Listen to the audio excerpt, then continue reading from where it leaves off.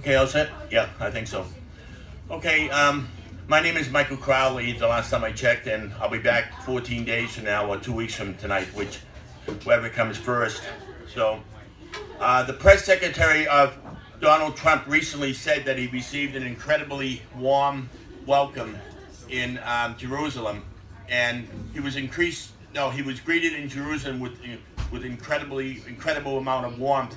But that was not true there, because of the 2 days in Jerusalem, the average temperature was 72 degrees, which is 10 degrees lower than the average temperature at that time of the year, which is 82 degrees. So that was a misstatement on his part, the press secretary, although he's in trouble enough already without that. And who are the police officers who are least likely to be vegetarians? Those who are involved in a lot of stakeouts. So I should be burned at the stake for telling that one. Okay, don't throw anything. It's all right to slam something down when you're frustrated at the jokes. I had a friend of mine who was half Jewish, so whenever he had a bagel, he only ate half of it, or 50%. And during an election in the late 1930s, Lyndon Baines Johnson was taking some aides with him to a cemetery, and they were copying down names from the monuments to be used in the counting of the votes in the ballot. And one of the aides saw a monument, and it was very musty and very poorly written, really legible. And he asked, "Mr. Johnson, do you want this name written down?" He said, "Yes, I do. This man has just as much right as anybody else in this cemetery to vote." So that was a great mistake telling that joke. And let's see, the next one. What families tend to have a lot of cooks in the family? Those families whose last name is Cook. So you feel like cooking me for telling that one, but I told it anyway. One time, Yogi Berra, the former Yankee great who is now deceased, said that a restaurant was so crowded that nobody goes there anymore. And if I was at that restaurant doing comedy gig, that would be true. Nobody would go there anymore. And one time, I got a jelly stick from my sister-in-law, and I went up to her and I said, I'm diabetic. And I said to her, "Can I have a small piece?" And she said, "Here, take the whole donut." So I said to myself, the next time I buy her a jelly stick, I'm going to ask her for the whole donut, and maybe she'll give me what I want and give me a small piece. So some people are very sensitive when you ask them to take a piece of what you bought them. So I got a jam by getting a jelly donut for her. And let's see, next one would be right after the one I just told. What is the antonym for the word adamant? And the answer is subtractament. So I should have subtracted that from my jokes.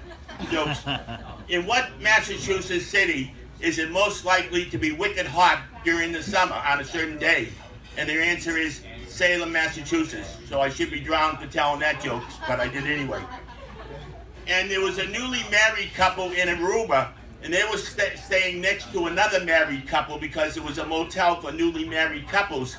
And the first married couple, when they woke up in the morning, they realized that the wife of the second couple next to them had a fetish for a candy bar, because all during the night she would moan, "Oh Henry, oh Henry."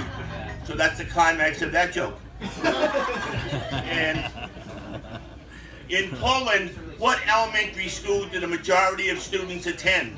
And the answer is pierogies. And if you had a pierogi, you probably wish you could fling it at me right now. Recently, a couple of men were caught stealing art from a art gallery in Cambridge, Massachusetts. What did they say when they were put before the judge? And the answer was, "Judge, we were framed." And I got that from someone who lived in Framingham, Massachusetts, because they told me the joke about the Framingham. And the kids are cute, because I substitute at an elementary school. And one time I was coming out of the cafeteria, and I accidentally got in line with the group of kindergarten kids. And one of the kindergarten kids said to me, "What are you doing in this line? You're not children." And I said to myself, "No kidding." But I quickly got myself out of the line and walked the regular way. And let's see, there was a guy who left instructions in his will that he wanted to be cremated, and he wanted his ashes thrown in the Merrimack River. But after realizing that he wasn't such a good swimmer, he told his lawyer to cancel his will to be cremated and just be buried in a normal normal way. And if you ask me, I think he made the right decision. What does an atheist say when he's pronouncing the restaurant TGIF? Thank goodness it's Friday, instead of thank God it's Friday. What is the difference between an atheist and an agnostic? God only knows.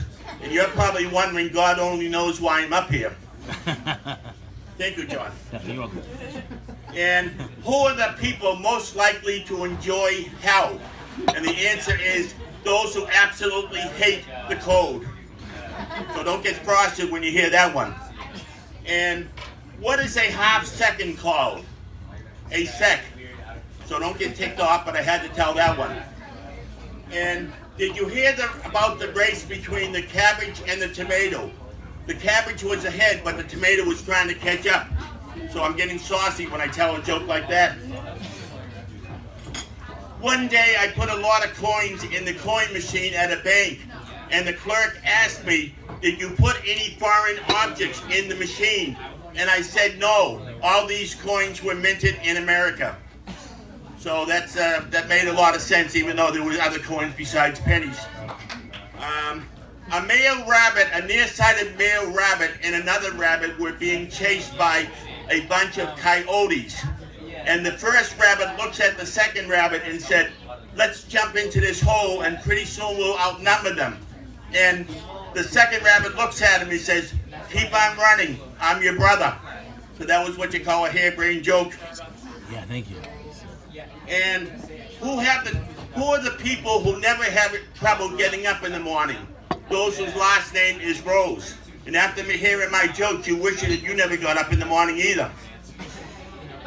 While I was visiting my brother-in-law in Seabrook, New Hampshire, there was a Labrador retriever in the house, and he went over to my bag, and he took out a bar of Irish Spring soap and put it in his mouth, and he started barking with an Irish brogue.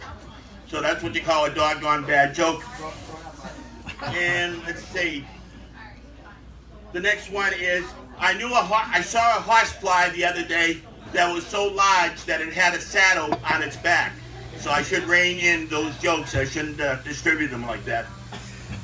The other day I saw a sign on the wall in the teacher's room, and it said 3 good reasons for teaching: June, July, and August. So I tell that once a month. And let's see, the next one would be, during the 1975 season, which the Red Sox went to the World Series, there were reports that the Red Sox pitchers were growing tomatoes in the bullpen because they thought it would help them catch up with the opponents in the late innings. There was Mario and Maria. They were at a hospital, and Maria was looking at her husband Mario, who was sick. And Mario looks at her and says, Maria, when I have a heart attack, you are with me. When I have my appendix out, you are with me. Now I am dying, and you are with me. You know what, Maria? Maria says, what, Mario? What? I think you are bad luck. So that was a monumental mistake in telling that one. And let's see, when does a marriage turn into a 3-ring circus? When 2 clowns get married. And the last one is, 9-year-old Johnny is ready to do an errand, and he's going out of the house, and his mother says, Johnny, watch out for the lights. And he says, Mother dear, I'm concerned, I'm worried about the light, but what I'm really concerned about is the GD cars. So that would be the end of it. 2 weeks from tonight I'll be here. And also, if you enjoyed the suffering you've had, I'm on YouTube, Michael Crowley, Stand Up. And on Mondays and Fridays on WCAP 980 AM at 6:20 AM or 40 minutes before 7 AM. Okay, I'm out of breath now, but I have halitosis, so I'm doing a favor when I'm out of breath. So take care and have a good evening.